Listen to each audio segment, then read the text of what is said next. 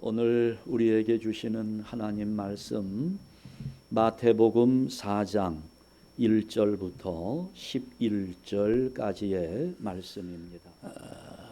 요즘에 사람들이 좋아하는 스포츠 경기들은 좀 우아한 것들을 좋아하죠. 골프라든지 펜싱 이 정도 그런 것들을 좋아하는데, 제가 어렸을 때만 해도 아주 인기 있는 스포츠 종목들은 좀 과격한 것들이었습니다. 치고받고 하는 것들, 복싱이나 레슬링 이런 종목들이 아주 인기가 있었지요.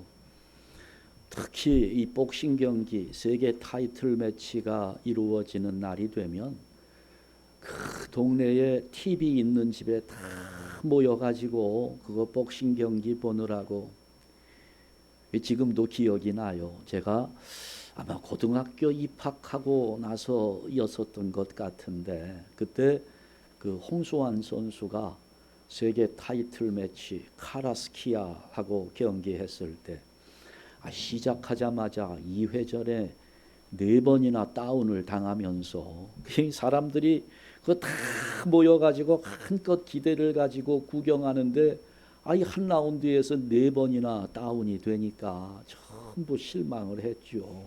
그런데 갑자기 3회전 들어서서 몰아붙이더니 통쾌하게 KO로 이겼던 그 경기, 지금도 생각하면 아주 속이 후련해지는 잊지 못할 경기입니다. 굉장히 복싱이 인기가 있었죠. 근데 요즘에는 이 복싱이 별 인기가 없어요. 지금은 한국에서 여성들이 다이어트 하기 위해서 배우는 운동 정도로 그렇게 인기가 하락했습니다. 그 대신에 복싱은 인기가 떨어졌지만 격투기가 또 굉장히 인기가 많아요. 근데 이 격투기 하는 거 보면 과연 저게 스포츠일까? 제가 볼 때는 스포츠라기보다는 싸움이에요. 그냥 싸우는 겁니다. 이게 무슨 룰이 있다고 하는데도 얼마나 잔인하게 싸우는지, 양 얼굴이 피투성이가 되고 그 상대방이 쓰러져도 쫓아가서 그냥 쓰러진 사람을 발로 짓밟고 주먹을 막 날리고 목을 조르고 거의 한 사람 죽기 직전까지 이렇게 싸우는 모습. 근데 현대인들은 그런 걸 보면서 아주 열광을 합니다. 아마 쌓이는 스트레스가 너무 많아서 그런 남들 싸우는 모습을 보며 대리만족을 하고 스트레스를 푸는 것처럼 보이지요. 어때요? 여러분 싸워 보셨습니까? 이렇게 한번 치고받고 하면서 막 얼굴에 피가 터지고 코피가 나고 할 정도로 그렇게 싸워 보셨나요? 어떤 경우에도 싸움은 피해야 합니다. 싸우는 것은 승자가 없어요. 싸움은 둘 다 아픕니다. 둘 다 맞고요. 얼마 전에 우리 여기 한인타운에서 나이 좀 드신 분이 운전하다가 시비가 붙어가지고 싸움이 났습니다.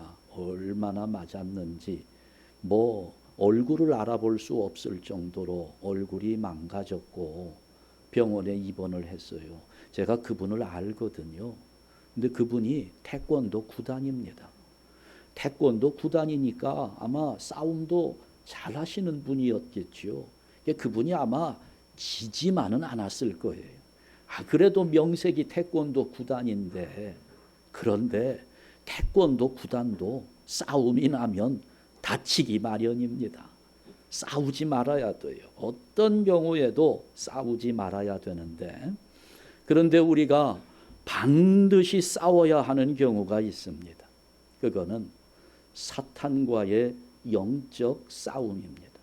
이거는 피할 수 없어요. 반드시 싸워서 이겨야 되는 싸움인데, 오늘 본문을 보니까 예수님께서 마귀에게 시험을 받는 사건을 기록하고 있습니다. 자, 우리 예수님 잘 싸우셨어요. 사탄의 공격을 잘 막아내셨습니다. 승리하셨지요. 그래서 여러분 이 내용을 잘 보면 사탄의 전략을 알 수 있습니다. 사탄이 무엇을 노리고 있는지. 그래서 우리가 이 사탄의 전략을 알면 우리들 또한 영적 싸움에서 얼마든지 승리할 수 있습니다. 오늘 예수님이 마귀의 시험을 물리치셨던 이 사건을 우리가 살펴볼 텐데요. 우선 1절 말씀에 보니까 이 사건을 기록하면서 그때에라는 말로 시작합니다. 그때, 어느 때라는 말일까요? 그때는 이게 지금 마태복음 4장인데요. 바로 앞에 있는 마태복음 3장의 사건을 말하는 것입니다. 그 마태복음 3장 마지막 부분을 보면 예수님이 세례 요한에게 세례를 받으시는 장면이 나와 있습니다. 그때를 말하는 겁니다. 예수님께서 세례를 받으셨던 그때 세 가지 현상이 나타납니다. 우선 세례를 받으시는데 하늘이 열렸어요. 그리고 성령이 비둘기같이 내려왔습니다. 그러면서 하늘에서 소리가 들려요. 여러분, 이 하늘이 열렸다라는 것은 하늘의 모습이 보였다는 의미입니다. 하늘의 영광스러운 그 보좌 앞에, 하나님 보좌 앞에 그냥 수많은 천군 천사들이 도열해 있는 것이 보였다는 거지요. 스데반도 순교할 때 이런 현상이 나타났어요. 하늘이 열렸습니다. 스데반이 그 하늘이 열리는 것을 바라보는데 하나님의 영광스러운 보좌 옆에 우리 예수님 그 보좌 우편에 서신 것을 보았습니다. 이 스데반은 순교하면서 내가 그 모습을 본다 하면서 죽음을 맞이했습니다. 하늘이 열리고 그 다음에 성령이 임하고 하늘에서 소리가 들리는데요. 3장 17절 말씀을 보니까 이는 내 사랑하는 아들이요 내 기뻐하는 자라. 지금 예수님을 하나님의 아들이라고 세상에 선포하는 겁니다. 지금까지 예수님은 30년을 살아오셨어요. 아무도 예수님이 누구인지 알지 못합니다. 그때 하늘이 열리면서 소리가 나는데 이는 내 사랑하는 아들이다. 하나님의 아들이라고 선포하는 겁니다. 그러면서 이제부터 예수님의 생애는 공생애의 사역으로 들어간다. 공생애의 시작을 알리는 것입니다. 그러니까 여러분 이건 보면 마치 옛날에 우리나라 조선시대에 대관식을 하는 것 같아요.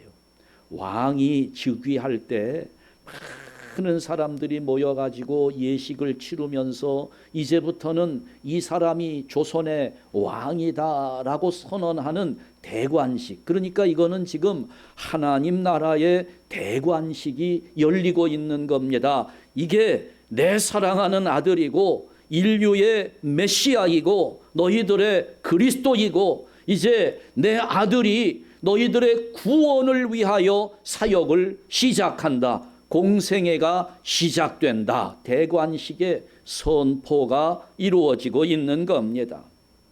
그러니까 한마디로 이 세상의 왕으로 예수님이 등극하는 장면이죠. 바로 그때라는 겁니다.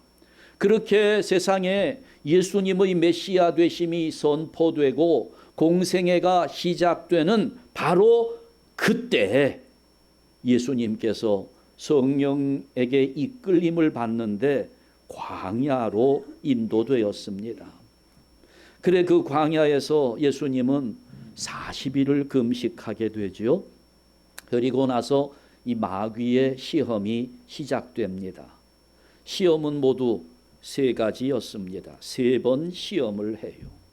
우리가 사실 잘 알고 있죠. 예수님 3번 시험 받은 거. 첫 번째 돌로 떡을 만들어서 먹어라 하는 거.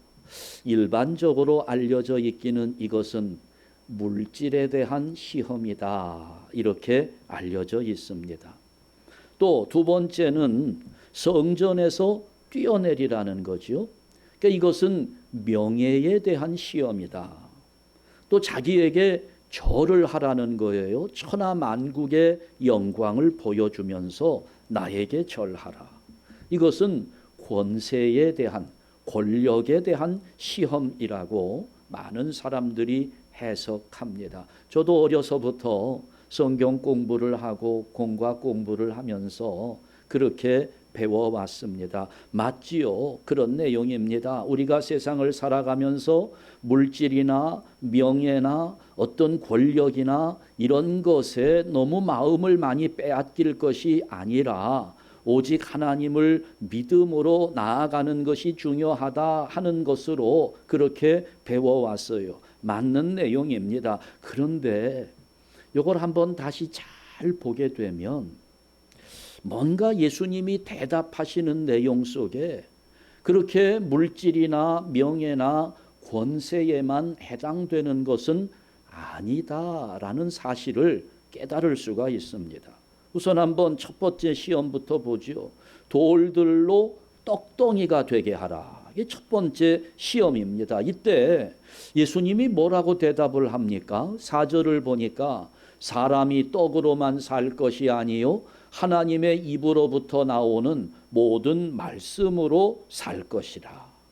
자, 이게 여러분 만약에 물질에 대한 시험이라고 하면 사탄이 이렇게 시험하는 게 맞을 것 같아요. 야, 너 지금 배가 부르니까 뭘 먹어야지. 이 돌로 떡을 만들어서 먹으면 배가 부르게 될 거 아니냐. 근데 여기 지금 돌이 이렇게 많이 널려져 있는데 이 돌들로 다 떡을 만들면 너가 먹어서 배도 부르고 남는 것은 장사하고 사람들에게 판매해서 많은 돈을 벌 수도 있으니 앞으로 살아갈 때 배고플 일 없고 돈 걱정 안 하고 살 수 있지 않겠냐. 뭐 이런 식으로 시험을 해야 맞아요. 그리고 거기에 대해서 예수님이 이게 그냥 물질에 대한 시험이었다고 하면 대답하실 때, 야, 나는 돈도 필요 없고 부자도 필요 없고 이런 식으로 대답을 하는 것이 맞을 것 같아요.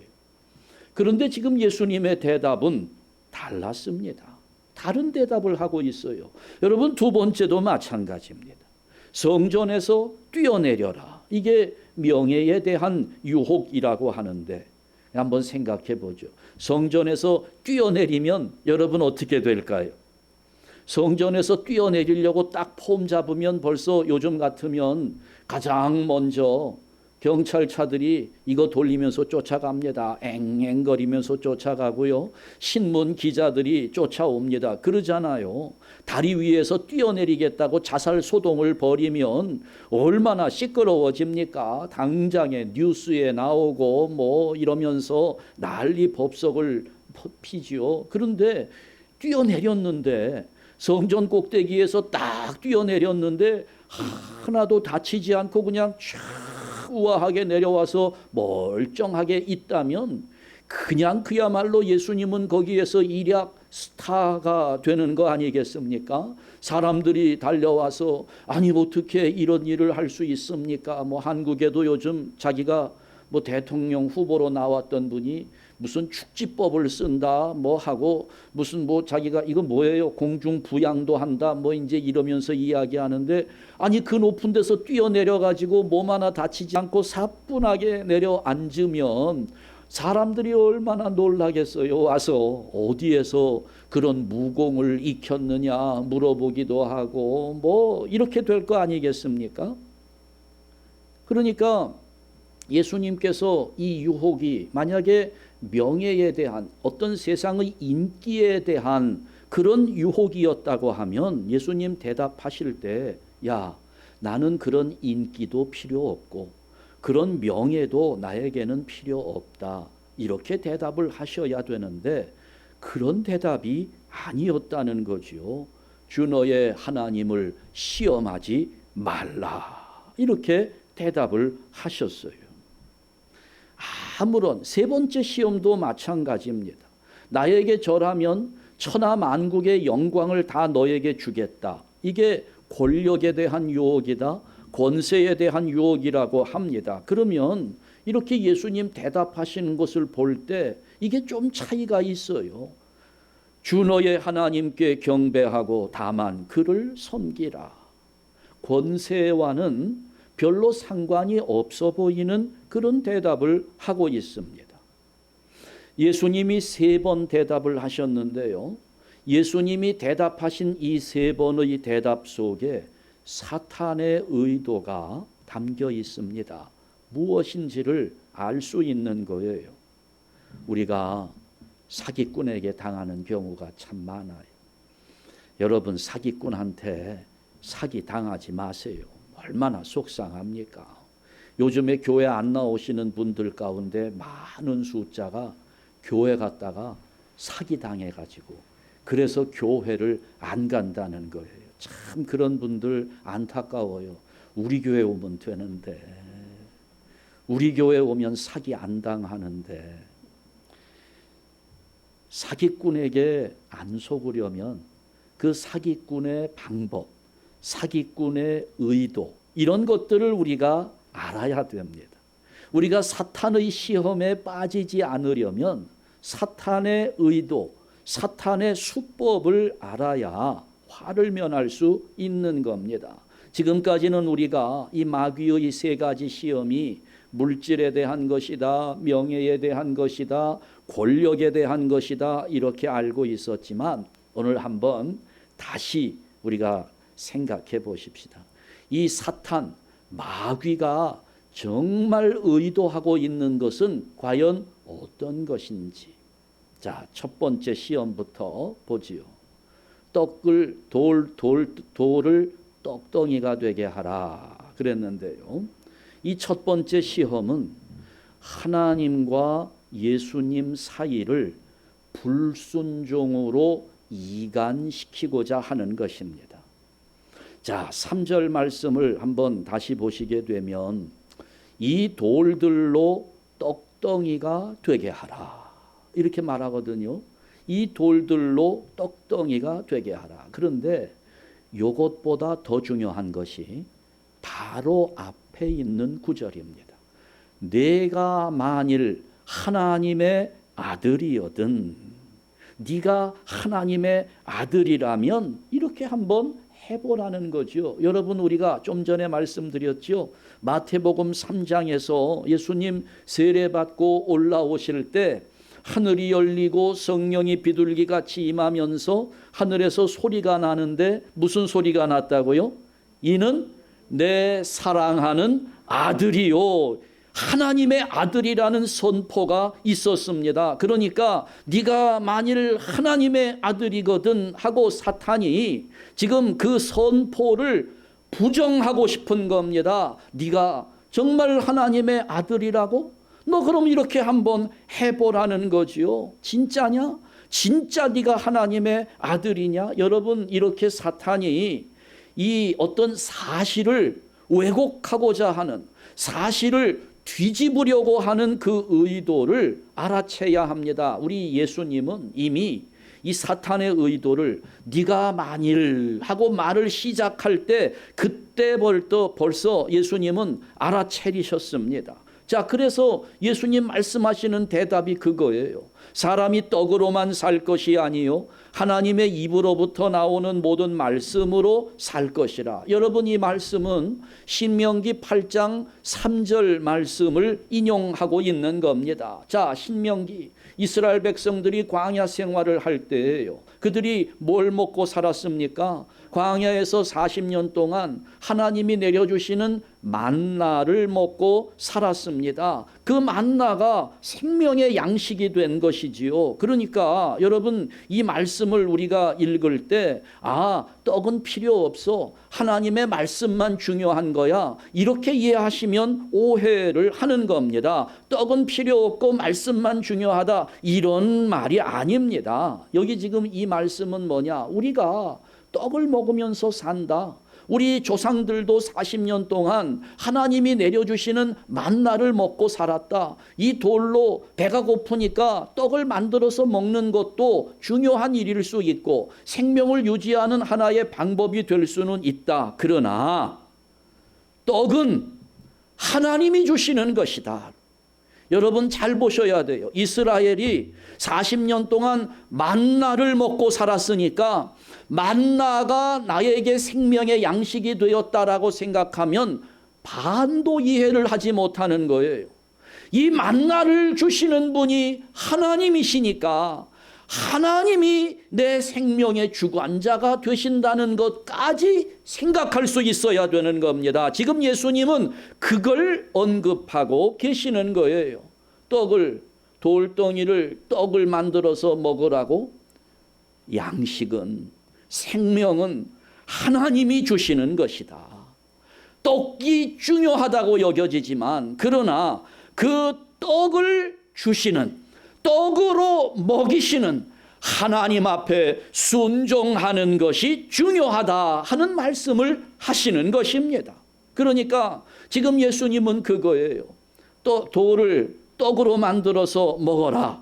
이렇게 지금 시험하는데 나는 하나님의 허락 없이는 돌멩이 하나라도 떡으로 만들어 먹지 않겠다고 말씀하시는 겁니다.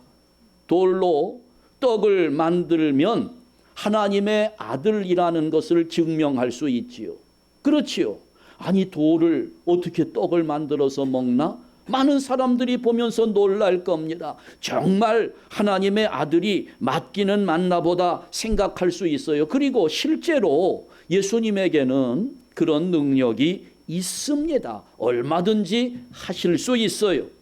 그러니까 지금 마귀가 네가 가지고 있는 그 능력, 아니 네가 하나님 아들이라며 그러면 한번 그렇게 해보라는 거죠. 자극하는 겁니다. 그러나 예수님은 지금 선언하는 거예요. 나는 아무리 사소한 일이라 할지라도 하나님의 허락이 없으면 하지 않겠다는 겁니다. 내가 할 수 있어도 하나님이 허락하실 때 한다는 거지요. 하나님 말씀에 순종하겠다는 겁니다. 그것을 지금 마귀가 치고 들어와서 이간하는 겁니다. 아들이 아버지가 명령하시는 대로, 아버지가 시키는 대로, 아버지가 원하는 대로, 아버지가 기뻐하시는 대로 순종하겠다고 하는 그 마음을 이간시키려는 것이 사탄의 의도였다는 것입니다. 이 마귀의 첫 번째 시험, 하나님과 예수님 사이를 불순종으로 이간시키려는 것입니다. 두 번째 시험은 하나님을 시험하게 만드는 겁니다. 자, 6절 말씀 한번 보시게 되면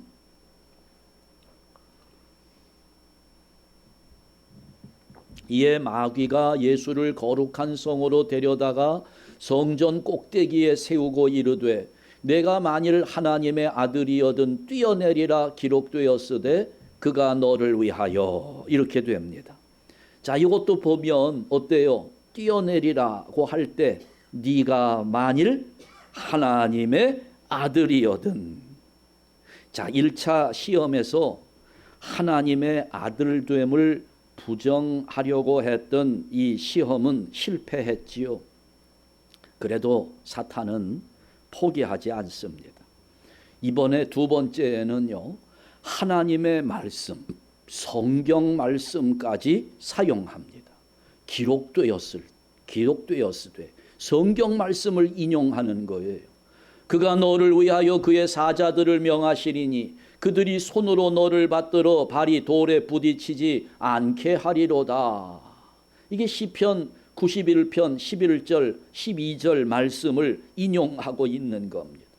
사탄이 하나님의 말씀을 사용하고 있어요. 여러분, 사탄의 성경 실력은 어느 정도일 거라고 생각합니까? 어느 정도로 사탄이 성경의 내용을 알고 있을까요? 안타깝게도 사탄은 성경에 대해서 모르는 것이 없습니다. 다 알고 있습니다. 그래서 바울이 에베소서 6장에 보면 우리 성도들이 하나님의 전신갑주를 입어야 한다고 말씀하거든요. 그래 에베소서 6장 11절부터의 말씀을 보게 되면 마귀의 간계를 능히 대적하기 위하여 하나님의 전신갑주를 입으라는 겁니다. 진리의 허리띠를 띠고 의의 호심경을 붙이고 복음이 준비한 것으로 신을 신고 모든 것 위에 믿음의 방패 불화살을 소멸하는 구원의 투구 이제 이런 무기들, 그러면서 성령의 검 곧 하나님의 말씀을 가지라. 이 말씀은 성령의 칼입니다. 그러니까 지금 보면 모든 무기들, 전신갑주를 우리가 준비할 때 다 이게 방어하는 무기들입니다. 방어용 무기들인데 유일하게 공격 무기가 딱 하나 있는 것이 이게 하나님의 말씀입니다. 그러니까 사탄을 찔러야 되고 사탄을 넘어뜨려야 되는데 그 무기가 바로 하나님의 말씀이라는 거예요. 그런데 이게 문제는 사탄도 하나님의 말씀을 다 알고 있어요. 어떻게 보면 우리보다 훨씬 더 많이 알고 있는 것 같아요.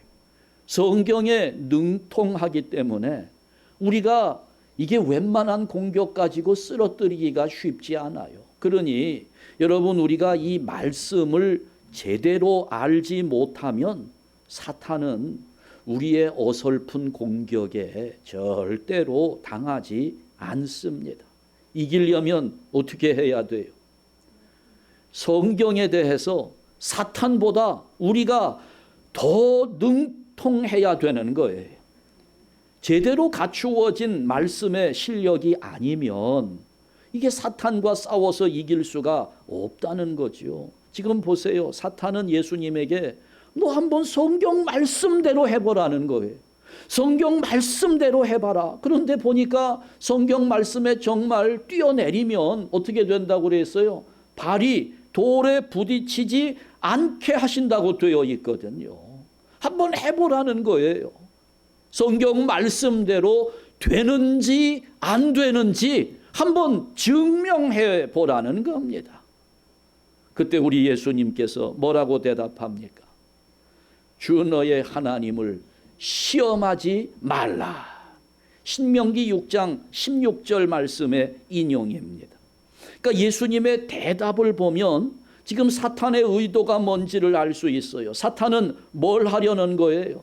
명예를 가지고 마음을 흔들려고 하는 것이 아니라 하나님을 시험해 보라는 거예요.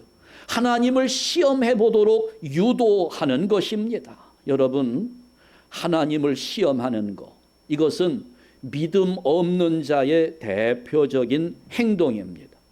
자, 이거 시험하겠다고. 아니, 성경에 되어 있으니까 내가 한번 진짜 그렇게 되는지 안 되는지 내가 한번 뛰어내려 봐야지 하고 성경에 기록되어 있는 대로 내가 참 뛰어내리면, 그러면 여러분 어떻게 되나요? 상황이 얼마나 급해집니까? 한 1초, 2초 내로 뭔가 응답이 주어져야 돼요. 그러잖아요? 만약에 이게 조금이라도 지체되면 뛰어내려서 그냥 바로 떨어져서 죽을 수밖에 없죠. 예수님 이제 공생의 시작하는 단계인데 뭐 제대로 해보지도 못하고 공생의 사역이 끝나버릴 수도 있어요.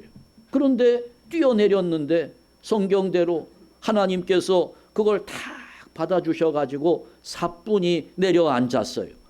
발이 돌에 부딪히지도 않았습니다. 그럼 어떻게 되나요? 하나님을 시험하는 것이 되는 겁니다. 그러니까 이게 떨어져 죽어도 문제고 사뿐히 내려앉아도 문제가 되는 거죠. 사탄이 그걸 노리는 겁니다. 하나님을 시험해 보라는 거예요. 그렇게 유도하는 것입니다. 세 번째 시험. 이거는 하나님께 드릴 경배를 마귀가 가로채려는 것입니다. 자, 이게 구절을 보니까 만일 내게 엎드려 경배하면 이 모든 것을 내게 주리라. 천하 만국과 그 영광을 보여주면서 이걸 다 주겠다는 것입니다. 여러분, 이 장면은 요한계시록 21장 10절 11절 말씀에 나오는 장면과 아주 비슷합니다. 사도 요한이 이제 새하늘과 새 땅의 모습을 보는데 한 천사가 와서 요한을 이끌고 가면서 보여주는 겁니다. 자, 성령으로 나를 데리고 크고 높은 산으로 올라가 하나님께로부터 하늘에서 내려오는 거룩한 성 예루살렘을 보이니 하나님의 영광이 있어 그 성의 빛이 지극히 귀한 보석 같고 벽옥과 수정같이 맑더라. 천사가 이 사도 요한을 높은 산에 올라가서 하늘의 성을, 새 예루살렘 성을 보여주는 겁니다. 지금 사탄이 이걸 똑같이 흉내내고 있는 겁니다. 자, 그러니까 요한계시록 22장 8절 9절 말씀을 보면 이 사도 요한이 이 새 예루살렘 성을 보면서 너무너무 기쁜 거예요. 마음이 그냥 막 흥분이 됩니다. 이 귀한 성을 내가 보면서. 그러면서 자기를 이끌고 온 이 천사에게 경배를 하려고 하는 겁니다. 여기 지금 보면 이것들을 보고 들은 자는 나 요한이니 내가 듣고 볼 때에 이 일을 내게 보이던 천사의 발 앞에 경배하려고 엎드렸더니, 자기에게 이것을 보여준 천사가 너무 귀해요. 그러니 그 천사에게 경배를 하려고 그랬습니다. 그랬더니 그 천사가 뭐라고 말합니까? 나는 너와 내 형제 선지자들과 또 이 두루마리의 말을 지키는 자들과 함께 된 뭐예요? 종이니 그리하지 말고 나에게 경배하지 말고 누구에게? 하나님께 경배하라. 천사가 이 모든 영광을 보여주기는 했지만 이 모든 영광의 주권은 하나님께 있는 것이지요. 그러니 하나님께 경배하는 것이 맞는 겁니다. 여기 지금 마태복음 4장도 똑같습니다. 마귀가 천하 만국과 그 영광을 다 보여주지만 보여줄 수 있는지는 몰라도 그것을 줄 수 있는 존재는 아니에요. 보여줄 뿐입니다. 천하 만국의 주인은 하나님이신데, 그러니까 지금 마귀는 뭐 하는 거예요? 이게 사기치는 거지요. 자기가 하나님인 척 속이는 겁니다. 그런 사탄을 향해서 예수님이 호통을 치시는 거죠. 네가 경배를 받는다고? 너에게 경배를 하라고? 너에게 절을 하면 이것을 다 준다고? No. 주 너의 하나님께 경배하고 다만 그를 섬기라 말씀을 하는 것입니다. 그러니까 이 사탄이 예수님을 어떤 권세로 유혹했다기보다는 하나님께 드릴 경배를 자기가 가로채려고 했던 것입니다. 자, 한번 요약을 해보지요. 지금 사탄의 목적은 첫 번째, 하나님과 예수님 사이를 이간하는 겁니다. 지금도 사탄은 우리를 시험할 때 하나님과 나 사이를 이간시키려고 합니다. 자꾸 불순종하게 만드는 겁니다. 이미 나는 하나님의 자녀가 되었는데, 이미 나는 구원받았는데, 이미 나는 용서받았는데 자꾸 의심하게 만드는 거예요. 순종하지 못하도록 유도하는 겁니다. 그러면서 두 번째로 시험을 하는 거, 하나님을 시험하게 만들어요. 오늘 우리 마음에 의심을 불러 일으키면서 하나님이 정말 나를 사랑하시나? 하나님이 정말 나를 구원하셨나? 하나님이 정말 나와 함께하고 계시는가? 이걸 자꾸 의심하게 만들면서 그걸 확인해보고 싶은 생각이 들죠. 의심하게 만들면서 시험하게 하는 겁니다. 테스트하게 하는 거죠. 그러면서 뭔가 응답이 없으면 하나님이 나를 사랑하지 않는다고 생각하도록 그렇게 만들려고 하는 거죠. 어떤 부부가 이혼을 하겠다고 그러는 거예요. 이유가 뭐냐 물어봤더니 그 아내가 우리 남편이 나를 사랑하지 않아요. 사랑 없는 결혼 생활 의미 없지요. 이혼해야 됩니다. 아니 남편이 당신을 사랑하지 않는다는 것을 어떻게 확신합니까? 그랬더니 자기가 물어봤대요. 여보, 자기 나 사랑해? 하고 물었답니다. 그러면 여러분 여기 앉아 계신 남자분들 그냥 사랑한다고 한마디 해주세요. 그거 말하는 게 그렇게 어려운지. 더군다나 이 남편이 아마 경상도 사람이었던가 봅니다. 경상도 남자. 여보 나 사랑해? 하고 물었더니 한번 쭉 쳐다보더니 이 뭔디 가시나 꼴값하고 있네 이렇게 대답을 했다는 거예요. 자, 그 말을 듣고 이 아내가 기분이 좀 상했지만 근데 그때는 그냥 넘어갔어요. 그런데 하루 종일 그게 이제 묵상이 되는 겁니다. 이 남자가 나를 사랑하지 않나? 이 생각이 들었는데 시간이 지나가면서 그게 점점 확정되는 겁니다. 나를 사랑하지 않는 것이 맞아. 지난번에도 보니까 그때 눈빛이 그랬고 지난번에 그 말투도 그랬고 이제 이게 생각이 꼬리에 꼬리를 물면서 의심이 눈덩이처럼 불어나는 겁니다. 그러니까 그 둘 사이에 별 사건도 없었는데 그냥 자기 생각 속에서 의심이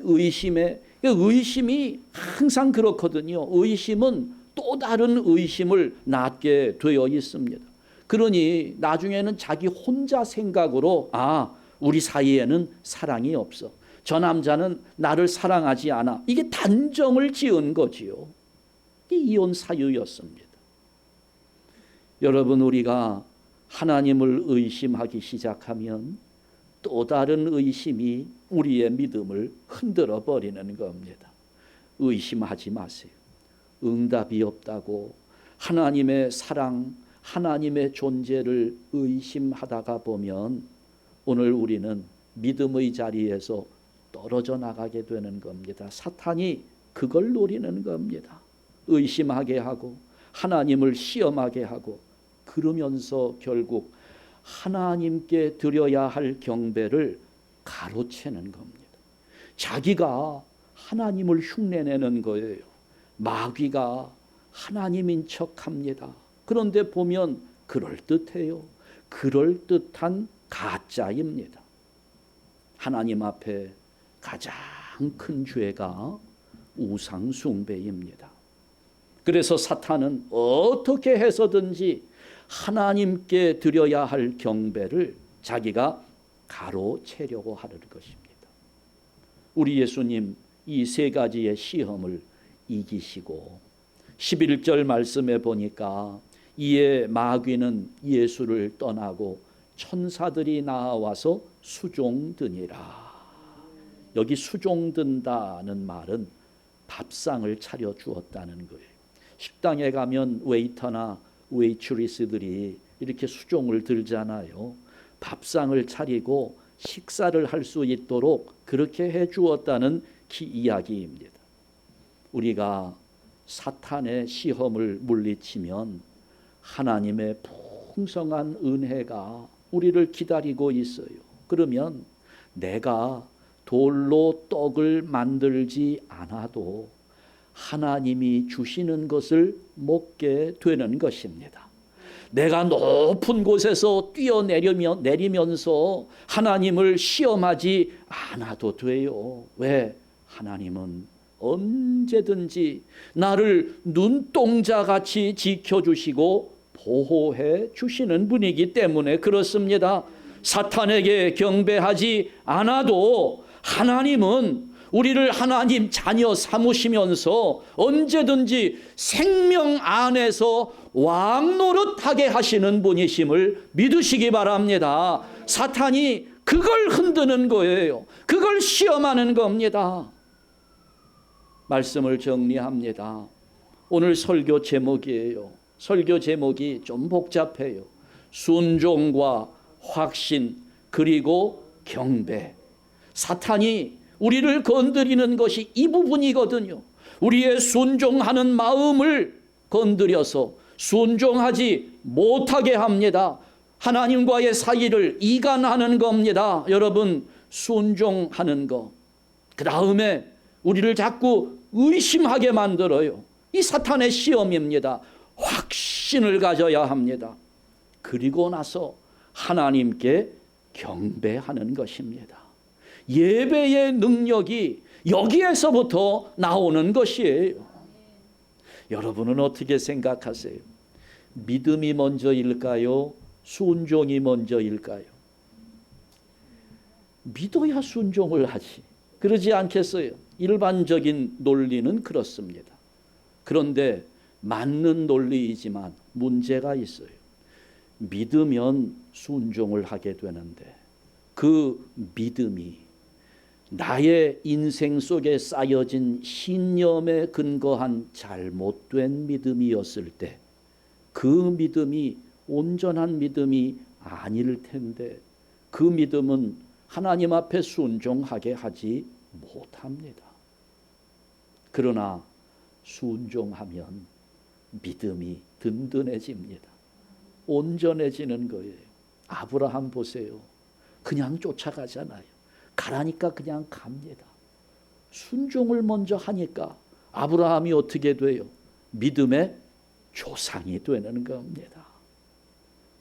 우리 생각으로, 우리 논리로는 믿어야 순종할 것 같지만 하나님을 섬기는 것은 순종할 때 믿음이 굳건해지는 것이고 그 믿음으로 하나님을 경배할 때 하나님의 은혜가 우리 안에 충만해지는 겁니다.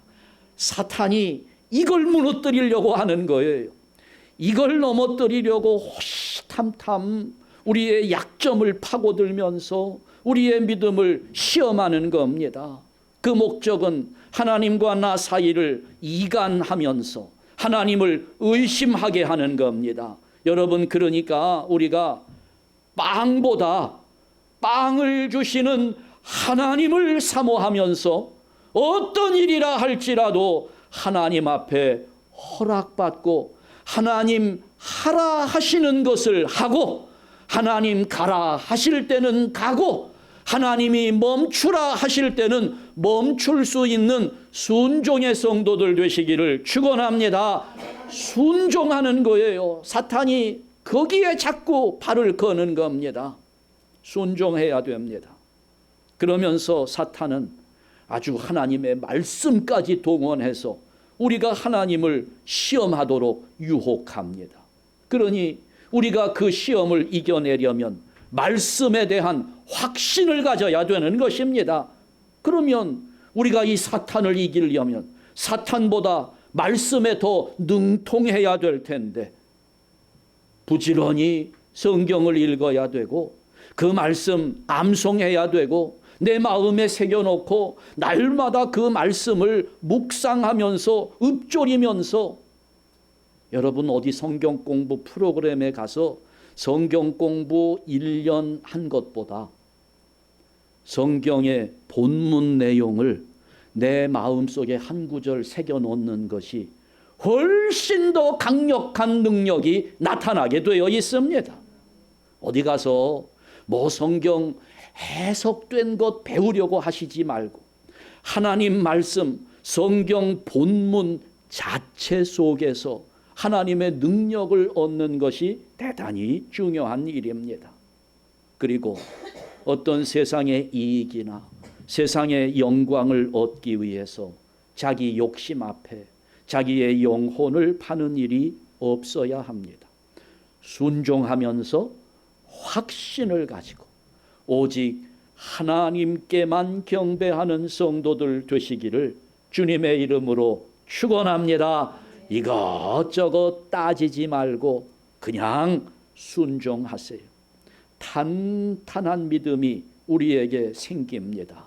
말씀으로 확신하면서 경배의 자리로 나오게 될 때 그렇게 예배하는 우리에게 하나님은 하늘의 능력을 허락하시고 하늘의 지혜를 더하시고 이 땅에서 모든 사탄 권세를 이길 수 있는 능력을 허락해 주실 줄 믿습니다. 기도하겠습니다.